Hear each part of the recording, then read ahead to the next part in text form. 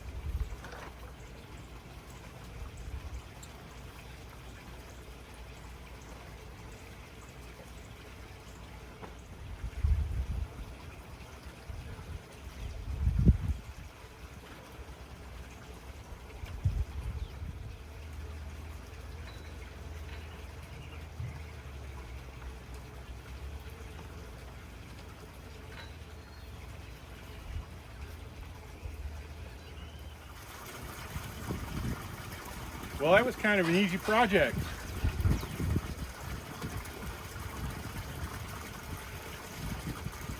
but I'm really glad we got that done. We had a fish kill, last weekend, I guess. We had a heavy rain, and because there wasn't a tarp, this electrical stuff up here got a little wet, tripped the ground fault breaker. I didn't notice it. The pumps went off, which meant no aeration in the tanks, and a bunch of fish died. You know, it is what it is. It's kind of a sad day. It was the first major fish kill I had in, probably since I started this system somewhere around 8 years ago. But anyways, since we're out here working on this, I haven't really talked about this system in a while. Why don't we take a tour? So what we have here is two IBC totes, 275 gallon IBC totes. They're the fish tanks. And why don't you come on in and look closer, and I'll explain a little more.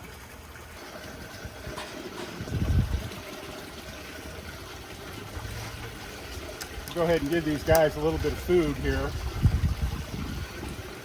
See if we can get them to come up. I fed them earlier this morning. There's a few over here. Anyway, we got the input line here. We have a Venturi fitting. This is a spa fitting. It comes with changeable nozzles, and so that's what's adding the oxygen into the system. We got one in each tank. This is a solids lifting overflow. And then in the back over there,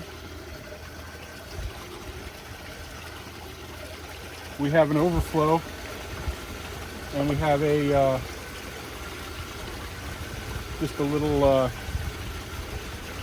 don't know, I guess you'd call that a feed excluder. That keeps the feed out of the overflow and keeps it from clogging the system up. So this is a dual drain system, kind of like what the Cornell dual drain systems are. The overflow doesn't go into the radial flow filter, but the solids lifting overflow in the front does. And we'll go over and take a look at that next.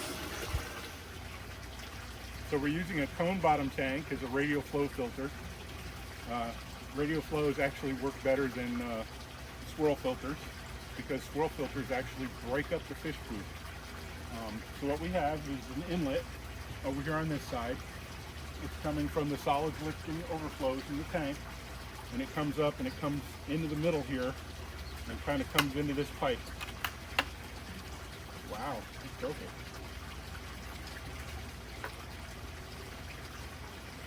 Well, that's another project for today.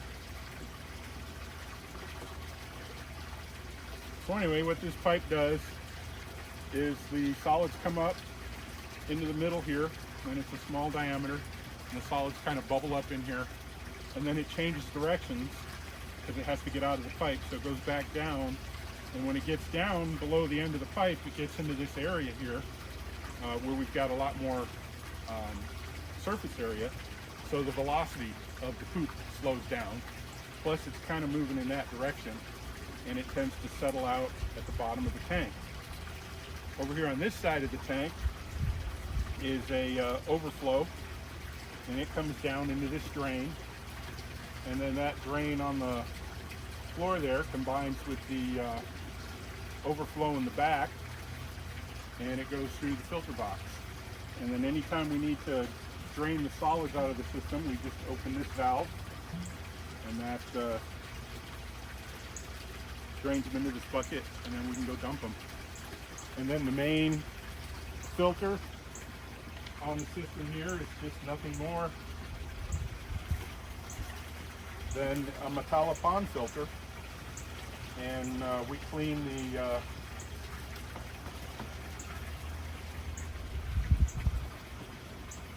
filter media about once a month. Come on. Yeah, and that's giving me a hard time too. I'll fix that later. Anyway, This is where most of the bacteria lives. The rest of the bacteria in the system live on the bottom of the rafts. And here's the sump. So we're coming from the grow bed and we're coming from the filter. Pump is right down here, pumps into this manifold. We have a valve going to the tanks, and we have a valve going out to the grow bed. So this is what's called a constant height one pump system, or a chop system. So there's one pump in here. The height in the system of the liquid levels is set by an overflow in there and the overflow in here, and that pretty much sets the height. And it's a real simple system to operate. And we have a elevated grow bed. It's 4 foot wide by 48 foot long, has about 8 inches deep water in it. It's got a Durastrim liner, and we actually have commercial lettuce rafts, which are nice. And roots just sit in the water down here and take up the nutrients from the fish, and we produce some beautiful lettuce. We do about 4 rafts a week. We constantly cycle this thing, harvest, move everything down, harvest. You can see when you get down to that end, everything gets smaller, and they get all the way up to bigger on this end, and there's 72 plant sites. So we could have up to 72 plants a week, but you can see through here we do experience loss on a regular basis, so it's more like 50. But you know, pretty good. Take this stuff to market, the baby romaine, everybody loves it. Sells great. I usually sell out everything I have every Saturday. And that's it. That's the aquaponics system. If you got some questions, go ahead and leave them in the comments. I'll do my best to answer them, and we'll catch you on the next video.